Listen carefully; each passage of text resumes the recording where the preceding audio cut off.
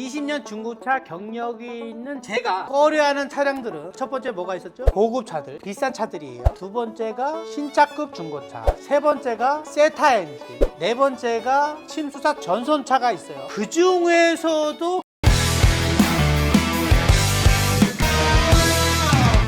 저희 셀카는 허위 매물 근절을 위한 컨텐츠를 통해 깨끗한 중고차 시장을 만들기 위해 노력 중입니다. 구독, 좋아요, 알람 설정 꾹 눌러주세요. SKV 의원이 상가 문자 먹고 되게 크네. 대표님 안녕하세요. 아이고, 대리님 안녕하십니까. 3층까지 또 운전으로 오셨어요. 대표님이 딜러 경력 20년 이상 되시고 판매량도 여러 번 하셨잖아요. 근데 판매한 지 어떻게 아셨어요, 피디님? 예전에 내가 중고차 알선할 때 판매량을 여러 번 했죠. 과연 이런 경력을 가진 대표님도 팔기 힘든 차가 있을까 해서 찾아왔습니다. 팔기 힘든 차가 여러 가지가 있죠. 자, 일단은 제가 설명해 드릴게요. 딜러들이 가장 꺼려하는 차, 아까 질문하셨죠.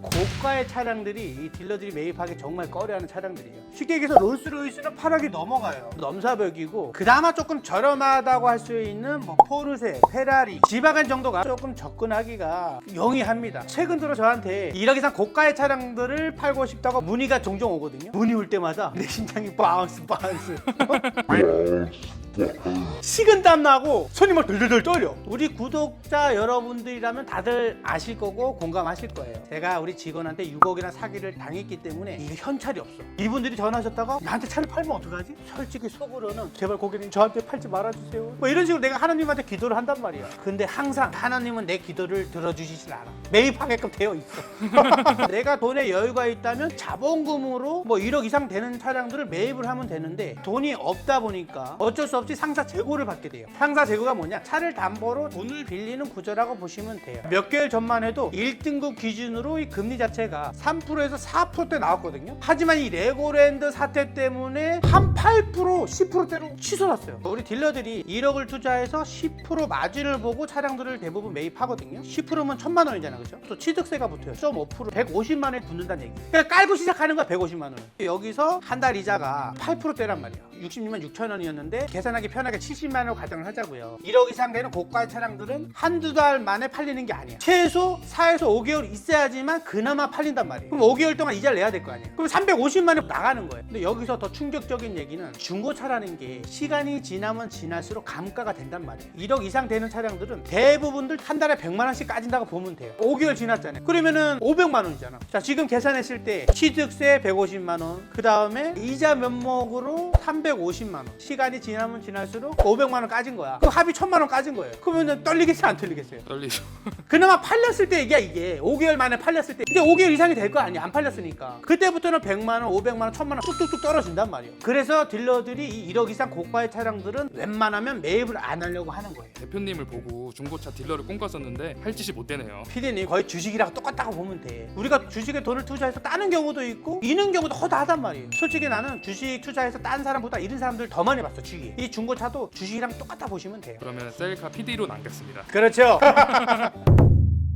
그리고 신차급 중고차도 우리 딜러들이 매입하기 가장 꺼려하는 차량이라고 볼 수 있겠죠. 신차급이면 좋은 거 아니에요? 신차급이라고 이게 다 좋은 게 아니에요. 왜냐면 예전에 우리가 반도체 대란 때문에 문제가 많았던 거 알아요, 피디님? 한때 논란이 있었죠. 반도체 공급이 딸리다 보니까 신차를 계약하고 나서 대기 기간이 짧게는 8개월, 많게는 1년 이상씩 걸렸단 말이에요. 그러다 보니까 우리 대한민국 분들이 성격이 급한 거 아시죠? 당장 타고 싶으신 거야. 이런 분들은 어쩔 수 없이 윗돈을 주고 중고차를 구매해요. 그리고 이 수출이 나갔단 말이에요. 제네시스 GV80, G90은 수출이 많이 나갔어요. 신차가보다 1, 2천만 원 더 비싸게 나갔단 말이에요. 한마디로 뭐냐? 수요자가 많다는 얘기야. 그만큼 많이 찾으니까 중고차 시세가 안 떨어지는 거예요. 몇 달 전에 GV80을 저한테 구매하러 오신 분이 계셨거든요. 이분이 신차가랑 중고차랑 비교를 해보신 거야. 당연히 중고차가 싸겠거니 하고 오셨거든요. 금액 조율을 해보니까 아니 1, 2천만 더 비싼 거야, 중고차가. 그러면 이분은 어떻게 생각하겠어? 셀카 대표님 나를 믿고 오셨는데 하시는 말씀이, 아니 대표님 뭐예요? 어떻게 중고차가 신차보다 비쌀 수가 있죠? 이렇게 얘기를 하시는 거야. 그래서 나도 당황스러울 거 아니야. 내가 그러고 싶어서 그러는 게 아닌데 시세가 그렇게 형성이 돼 있는데 내가 어떻게 할 수가 없잖아요. 그런다고 해서 내가 이 차를 싸게 가져왔냐? 아니 절대 아니에요. 신차가보다 비싸게 가져온 경우도 있단 말이에요. 그건 제가 설명을 해드려요. 근데 이분은 이해를 못 하시는 거예요. 그래서 저는 이분한테 고객님 그러시면 저는 중고차보다 신차를 구매하시는 걸 추천해 드린다. 대신 급하신 거 아니시면 8개월에서 1년 정도는 좀 기다리시는 게 좋지 않나, 이렇게 타일리면서 신차를 구매하게끔 유도를 많이 해드렸지. 그런 이유가 있었는데 하셨네요. 전 그걸 모르고 있었어요. 저도 이런 사태가 올 거라고는 상상도 못했어요. 어떻게 신차가보다 중고차가 더 비싸? 이거 말도 안 되는 얘기거든요, 사실.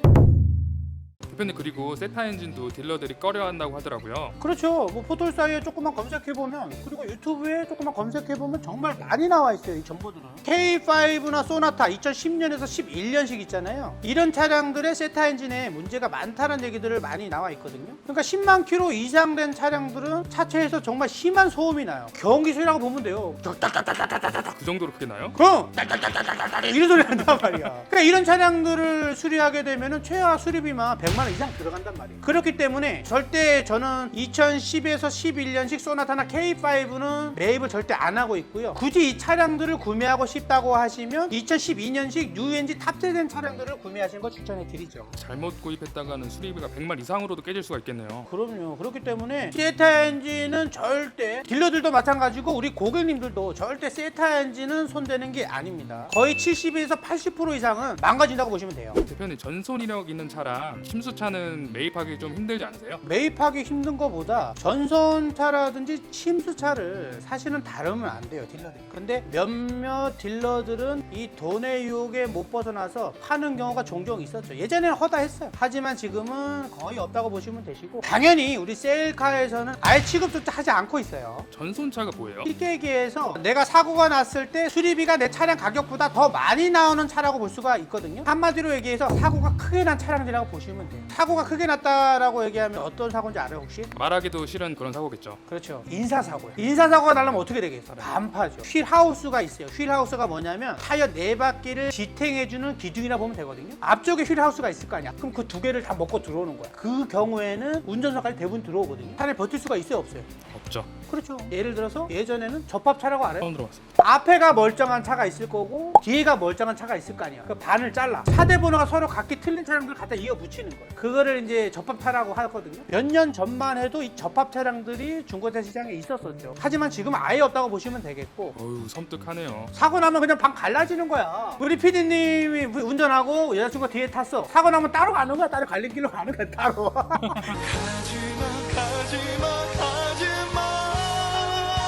그리고 이 전선 차량들은 이 공업사에서 제대로 수리를 안 해. 왜냐? 수리 비용이 비싸게 들어가기 때문이에요. 적은 금액으로 보여지게끔만 한단 말이에요. 겉모습 막 번지를 하게끔. 그럼 이런 차량들이 차가 문제가 있겠어요, 없겠어요? 엄청 많겠죠. 기둥이 부러졌기 때문에 밸런스 자체가 안 맞아. 편마모는 당연하고 엔진도 떨리고 차의 결함이 어마무시하게 많다는 얘기예요. 그렇기 때문에 딜러들도 이 전선차는 아예 손도 안 대고 있어요.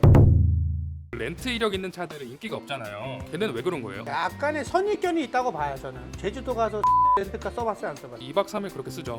렌트카 가 있어요. 자, 이 차량들은 젊은 층에서 하루 이틀 빌리려고 불특정 다수가 탄단 말이에요. 그러면 이 차량이 내 차가 아닌데 내가 곱게 타겠어요? 막 타겠죠. 차의 치명적인 급가속, 급제동 이렇게 막 해버린단 말이에요. 그러니까 이 차량들이 수명이 오래 가겠냐고. 불명의 결함들이 많이 생길 거란 말이에요. 이런 차량들 때문에 렌트카 인식이 안 좋아졌다고 보시면 되고요. 반면에 1인 장기 렌트가 있어요. 말 그대로 한 사람이 장기로 2에서 3년 타는 차량을 말하는 거거든요. 1인 장기는 대부분들이 회사에 속해 있는 대표님이라든지 임원들 대부분 타시거든요. 그러면은 기사를 두고 탄단 말이에요. 그럼 우리 기사분들이 관리를 잘해. TV에서 많이 보잖아요. 대표님 나오면은 보시라고 막 열심히 잘 닦잖아.